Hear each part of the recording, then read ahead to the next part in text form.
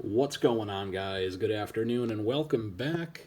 Say hello to the latest member of my reptile room. Little friend here is a Tangerine jungle morph leopard gecko. Little baby. Not sure if it's a boy or a girl yet, but I will, for simplicity's sake, be referring to it as im, which is not him, and it's not some weird pronoun. It's just kind of like British speak, I guess. It's im. Kind of like in it. So saying, isn't it? I don't know, like im. So im is beautiful creature, starting to get adjusted to his new home. Oh, there he goes. He got another cricket.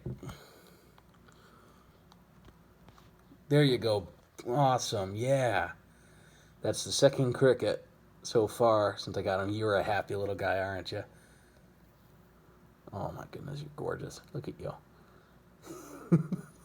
Oh, fucking, I can't stand it, man. But so yeah, I've got him in this 10-gallon breeder aquarium, Industrial Incorporated, AM Reptiles. They've got some cool stuff. I like the aesthetic and style of these terrariums. It's a 10-gallon breeder.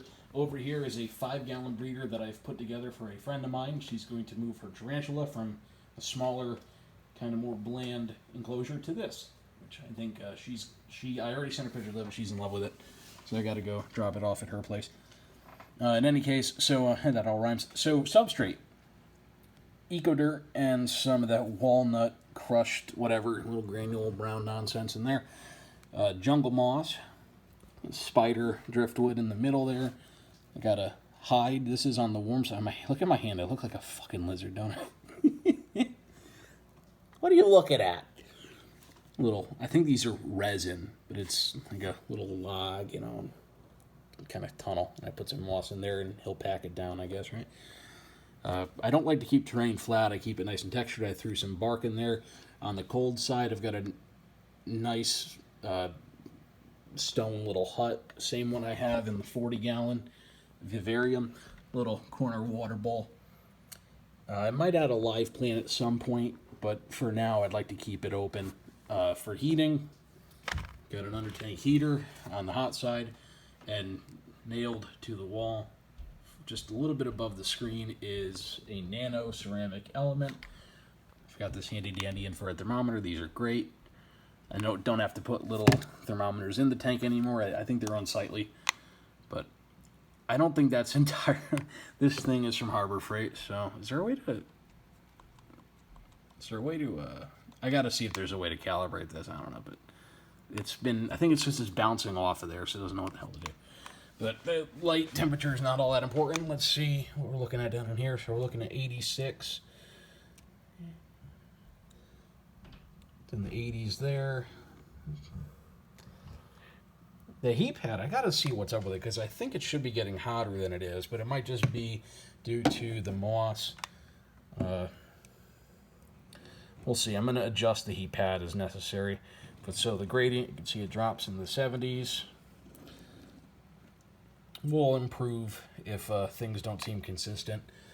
But so far, no complaints about the temperature. Humidity, I've misted the substrate a little bit. I don't like to keep humidity all that high. Keep it around 50%. There you go. Got another cricket. Yeah.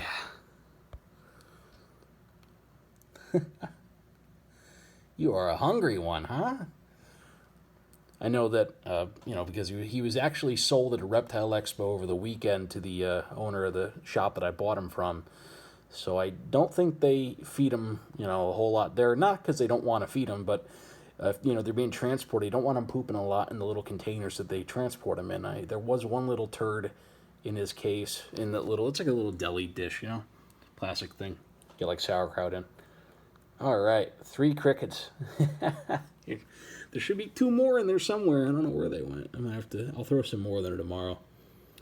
Usually with all my enclosures, I'll keep 5 to 10 just roaming around in there, and I'll throw a couple pieces of gut load in some spots, and crickets will, keep at them. I like crickets more than mealworms and superworms, to be honest. Like if I'm using tongs to feed, like my fire skink, or if I could toss him in there and he'll pick them up right away, I'll do that with mealworms, but I hate that they burrow and shit, and it's frustrating. and then you lose them. And so in any case, yeah, I mean, I think, temperature-wise, this thing, it's, like, really hot, like, here, but then, like, it's not even making the frickin', one. And I didn't want to put it on the screen itself, but we might have to see what that does. So I want to make sure that it's not too hot. I mean, I don't think the leopard gecko is going to climb up on that driftwood basket all. But, he knows what temperature he wants to be around. So, he's a happy little guy. He's like, yeah, food. And what I like about these enclosures, too, is they have a nice sliding screen top that does come with a lock that goes over the back. Since he's not really a flight risk. Don't need it. But I'll keep it on the side just in case. All right. And then for viewing purposes right now, I've got an LED. I might throw some kind of lighting over here. What's interesting is I'm surprised that he didn't go directly into a hide. The other one is purely nocturnal. Like, I really don't see him during the day at all. I always check. I pick up a hide or two and I spot clean. The other one likes to poop in his cool side hide. So, I usually pull out the poop from there. I don't know what his deal is. But I know he comes out at night. After I turn off the lights and everything, I come out here, little flashlight and all that, and I look and I see him creeping around his mealworm dish and all that. But these guys are super cool. I will definitely post more videos on their growth and progress. And yeah, hope you guys like this. Cute little creature. And can't wait to see what happens with him. I can't wait to watch him grow up. Thanks, guys. Take it easy.